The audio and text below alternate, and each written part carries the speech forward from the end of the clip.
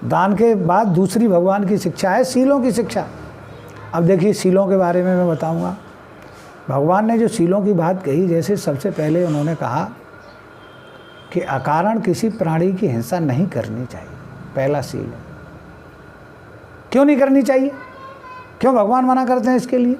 भगवान इसके लिए इसलिए मना करते हैं कि अगर कोई हमारे साथ हिंसा करता है तो हमें दुख होता है, हमें बुरा लगता है। इसी तरह हम दूसरों के साथ हिंसा न करें, दूसरों की हत्या न करें। कल्पना करो कोई किसी की हत्या न करे संसार में, सब सील के छत्र छाया में रहें, कितना अच्छा होगा, कितना सुंदर होगा।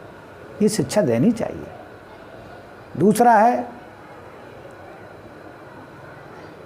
अदिन्ना दाना वेरमणि सिक्खापदं समादयामि। अदिन्ना दाना का मतलब है कि मुझे किसी की वस्तु नहीं लेनी चाहिए, जो मेरी नहीं है उसे मुझे नहीं लेना चाहिए।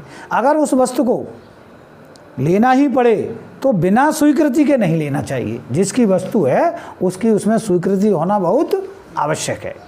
वो स्वीकृति को लेना ही सीलवान होना है। कल्पना करो घर में कोई किसी की चीज़ न छुए, कोई किसी का सामान न ले, ऐसे ही मोहल्ले में न ले, ऐसे ही देश में न ले, तो वो देश कितना अच्छा हुआ। कल्पना करिए कोई किसी की चीज़ें ही नहीं छुएगा, बिना पूछे नहीं लेगा, तो जो जहाँ रखेगा वही उसको मिल जाएगी, कोई दुख नहीं होगा। तो भगवान ने कितनी अच्छी बात कही।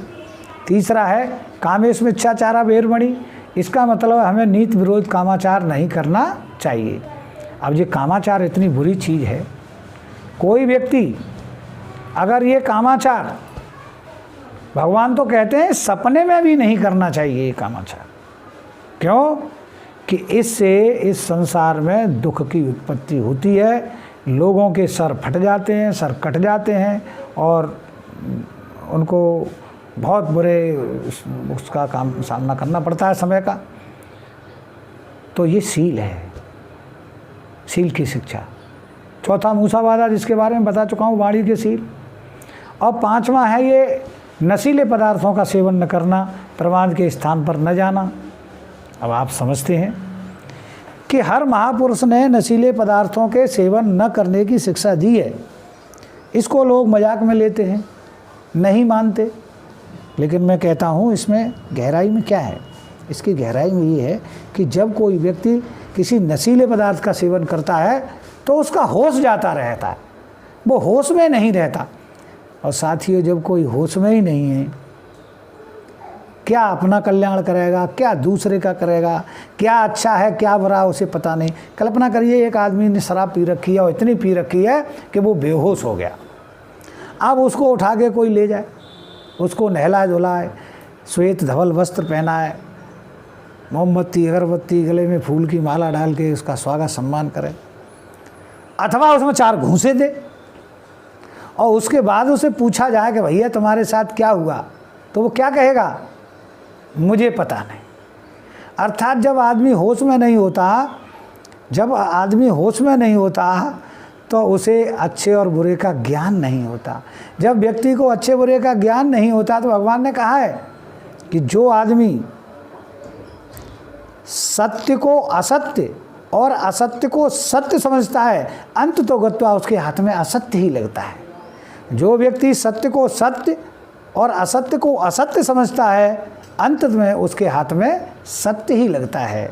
इसलिए भगवान ने जो बात कही कि हमें किसी भी प्रकार का नशा नहीं करना चाहिए, अर्थात होश में रहना चाहिए।